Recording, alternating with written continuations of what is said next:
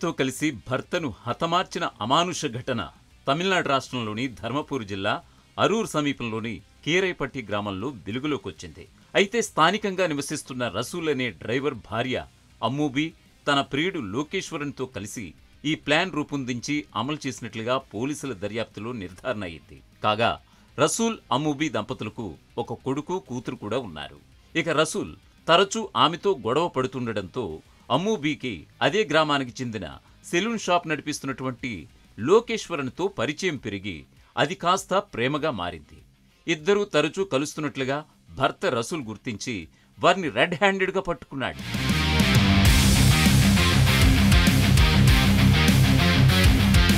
ఇక ఎలాగైనా భర్తను అడ్డు తొలగించుకోవాలని నిర్ణయించిన అమ్మూబీ లోకేశ్వరన్తో కలిసి హత్యకు స్కెచ్ వేసింది. ముందుగా దానిమ్మ రసంలో పురుగుమందు కలిపిన ఆమె భర్త తాగనని చెప్పడంతో ఆ తర్వాత సాంబార్లో కలిపిచ్చింది. విషం కలిపిన సాంబార్ తిన్న రసూల్ తీవ్ర అస్వస్థతకు గురై చనిపోయాడు.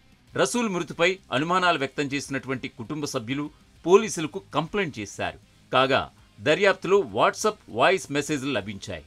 వాటిలో అమ్మూబీ తన ప్రియుడితో మాట్లాడుతూ, నువ్వు ఇచ్చిన విషాన్ని మొదట దానిమ్మ రసంలో కలిపా, అది తాగకపోయేసరికి తర్వాత సాంబార్లో కలిపా, చచ్చాడు అని పేర్కొనడంతో పోలీసులకు ఆధారాలు లభించాయి. దీంతో లోకేశ్వరన్, అమ్మూబీ ఇద్దరినీ అరెస్టు చేసినటువంటి పోలీసులు కేసు నమోదు చేసి మరింత దర్యాప్తు చేస్తున్నారు.